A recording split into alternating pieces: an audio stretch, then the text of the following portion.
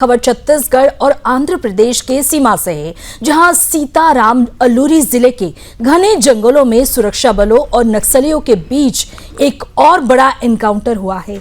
वास्तव में ये वही इलाका है जहां मंगलवार को खूंखार नक्सली कमांडर माडवी हिडिंबा को ढेर किया गया था और अब उसी स्थान से नक्सल मोर्चे पर एक और बड़ी सफलता सामने आ रही है। दरअसल सुबह सुबह यहां सुरक्षा बलों ने नक्सलियों के ठिकानों को चारों तरफ से घेर लिया था। बताया जा रहा है कि नक्सलियों ने इसी इलाके में डेरा जमा रखा था और लगातार अपनी गतिविधियां चला रहे हैं और इसी दौरान गश्त कर रही टीम पर नजर पड़ते ही नक्सलियों ने गोलीबारी शुरू कर दी, जिसके बाद सुरक्षा बलों ने भी मोर्चा संभालते हुए जवाबी कार्रवाई शुरू की है। इस मुठभेड़ में अब तक 7 नक्सलियों के ढेर होने की पुष्टि की गई है। सबसे बड़ी बात यह है कि इनमें नक्सली कमांडर देवजी के भी मारे जाने की खबर सामने आ रही है। फोर्स और इंटेलिजेंस सूत्रों का कहना है कि देवजी इसी इलाके में छिपा हुआ था और उसी के ठिकानों पर यह मुठभेड़ हुई है।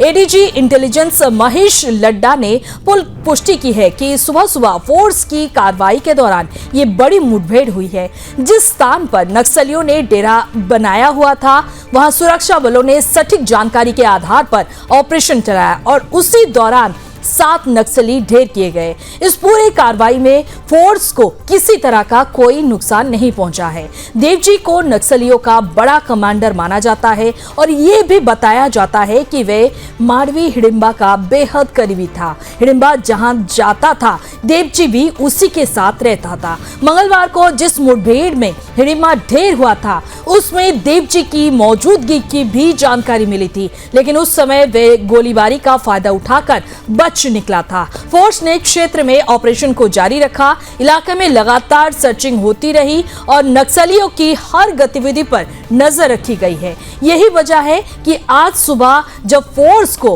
पुख्ता सूचना मिली तो नक्सलियों के ठिकानों पर कार्रवाई की गई और उसी के दौरान देवजी समेत कुल 7 नक्सली ढेर कर दिए गए। इसके पहले मंगलवार को छत्तीसगढ़ और आंध्र प्रदेश की सीमा पर ही सीताराम अलूरी जिले के जंगलों में बड़ा एनकाउंटर हुआ था, जिसमें देश के सबसे कुख्यात और हिंसक नक्सली कमांडरों में गिने जाने वाले माडवी हिडिंबा को ढेर किया गया था।